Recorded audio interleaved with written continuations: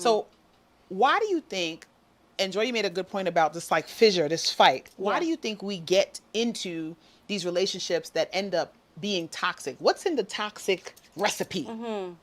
So let me first say, to Joy's point, right? The nature of our culture is connective, right? Yeah. The nature of our culture is supportive. The nature of our culture is community. So those are the things that are inherent in us, in our healthiest spaces, emotionally, mentally, physically, psychologically. We are supportive, we are connective, and we come together in community. And for me, it's important to inject, like you said, you don't always want to be the slavery girl. I'll be her for you, right? Because somebody has to remind us that this is a pathology. Yeah. Folks talk about generational curses all the time. I don't believe in curses, but I do believe in pathologies. I do believe that there are generational patterns that occur, that happen in families, right? Sexual abuse is one of them. Alcoholism is another. Yeah. All of these. Mental health is another. Mental health is another. And stemming from all of the systemic oppression that's happened to us generationally that we have never had the space to really address and really deal with. And so now we have the privilege to be able to take a look at how we feel. We were never given this that opportunity. So we have to figure out how to show up in a space that we never have been in before.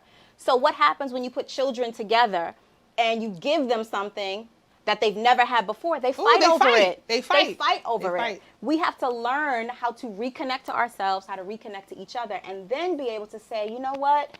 Here's what I brought into this space that created these problems.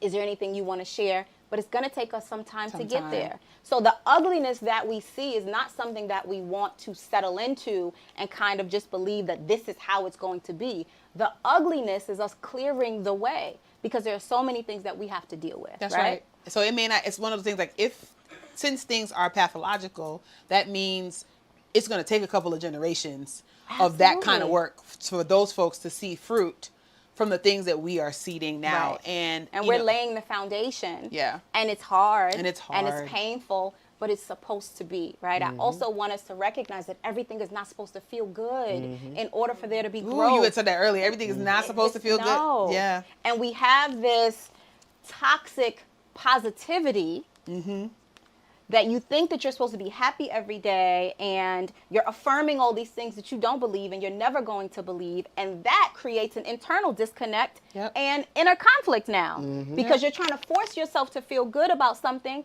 that isn't good for you, that you should be growing out of, right? And so I do believe that when it comes to toxic relationships within the Black community, that's a huge part of it. Another part of it is that we have been conditioned and we've been socialized to normalize toxic behavior within our community. Absolutely.